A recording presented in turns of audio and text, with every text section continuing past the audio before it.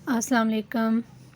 Video की शुरुआत करते हैं विंटर के बहुत ही खूबसूरत आइस फ्लावर्स के साथ। आप देख सकते हैं कितने खूबसूरत इस वक्त मेरे गार्डन में फ्लावर्स खिलना स्टार्ट हो गए हैं। ये एक थर्मोकोल के डब्बे में लगे हुए फ्लावर्स हैं और साथ मैंने वॉल फ्लावर के प्लांट लगाए हुए हैं, तो बहुत ही खूबसूरत इनका कॉम्बिनेशन है। तो आज का जो वीडियो का जो टॉपिक है, आज मैं आपके साथ अपना समर का बहुत ही खूबसूरत फ्लावरिंग प्लांट जेट्रोफा के शेयर करूँगी। इसको हमने समर के लिए कैसे तैयार करना है और इसको कौन सी खाद देनी है, तो यही आपके साथ आज शेयर करूँगी।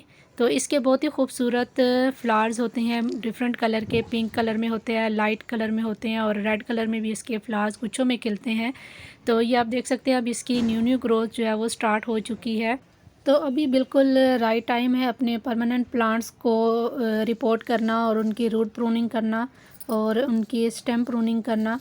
तो क्योंकि विंटर का जो पीरियड था, इनका डोरमेंसी पीरियड है, जितने भी हमारे समर के फ्लावरिंग प्लांट्स हैं, परमानेंट प्लांट हैं, तो अभी हमने इनको समर के लिए तैयार करना है। तो यहाँ पे मैं अपने जो प्लांट का रूट बॉल है वो मैंने निकाल लिया है और इसकी जितनी भी रूट्स हैं वो मैं प्रून कर दूंगी। तो अभी बहुत अच्छा टाइम है, फरवरी का मंथ बहुत अच्छा होता है अपने प्लांट्स को रिपोर्ट करना, उनकी रूट प्रूनिंग करना।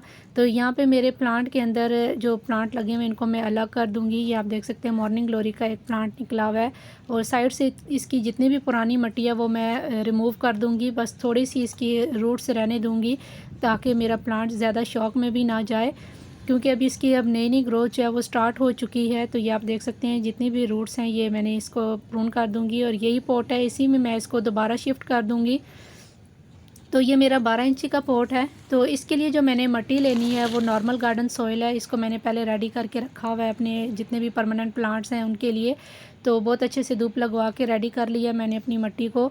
तो आप भी अच्छे से अपने मिट्टी को रेडी कर लीजिए और इसमें मैंने जो कंपोस्ट ऐड करनी है वो काउडंग कंपोस्ट है, डिकम्पोज़ हुई हुई बहुत अच्छे से। इसमें 3 मुट्ठी मैंने काउडंग कंपोस्ट लेनी है और इसमें मैंने नीम की खली 3 से 4 टेबल स्पून मैंने नीम की खली डाली है और इसके अलावा इसमें मैंने वर्मी कंपोस्ट तकरीबन 1 मुट्ठी के लगभग मैंने लेनी है इसमें वर्मी कंपोस्ट। और इसके अलावा इसमें मैंने मिट्टी में जो मैंने पहले तैयार की हुई है उसमें मैंने ली हुई है हमारी कंपोस्ट के अलावा जो सैंड होती है, ताकि हमारी मिट्टी जो है वेल ड्रेन हो बन सके।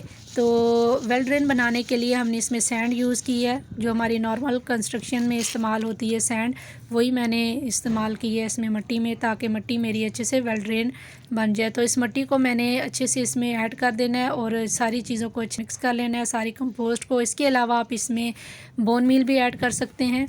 तो यहाँ पे मैंने अपने पॉट में अपने गार्डन का वेस्ट मैंने डाला है और ऊपर से अच्छे से मिट्टी डाल देनी है, ताकि हमारा नीचे जो कंपोस्ट बनने के लिए हमने डाला है, डिकम्पोज़ होने के लिए, किचन वेस्ट अच्छे से प्रेस हो जाए और उसमें अच्छे से डिकम्पोज़ होना शुरू हो जाए। तो इसके बाद मैंने अपने पॉट में अपने प्लांट को अच्छे से रख दिया और मिट्टी को अच्छे से प्रेस कर देना है, ताकि हमारे पॉट में जो एयर पॉकेट हैं वो ना रहें। और इसके अलावा इसमें मैंने जो है केमिकल फर्टिलाइज़र देना है, पोटाश है 1/2 टेबल स्पून और 10 से 12 दाने NPK के हैं। इसके अलावा आप इसमें DAP भी दे सकते हैं। तो इसको मैंने सारा साइड पे मैं डाल दूँगी और डालने के बाद इसको मैं अच्छे से मिट्टी से कवर कर दूँगी। तो DAP जो है वो हमारे फ्लावरिंग के लिए होती है और NPK जो हमारी रूट को डेवलप करने के लिए होती है। तो प्लांट के रूट प्रूनिंग का मतलब ही यही है कि हमारे प्लांट में अच्छे से नई रूट्स बने और वो प्लांट को अच्छे से खुराक रूट जो हैं वो पहुंचा सकें। तो यहाँ पे ऊपर से मिट्टी से कवर कर दूँगी और कवर करने के बाद इसको मैं अच्छे से पानी दे दूँगी।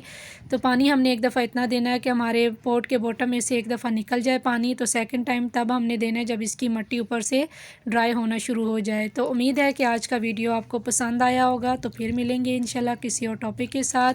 तब तक के लिए अल्लाह हाफिज़।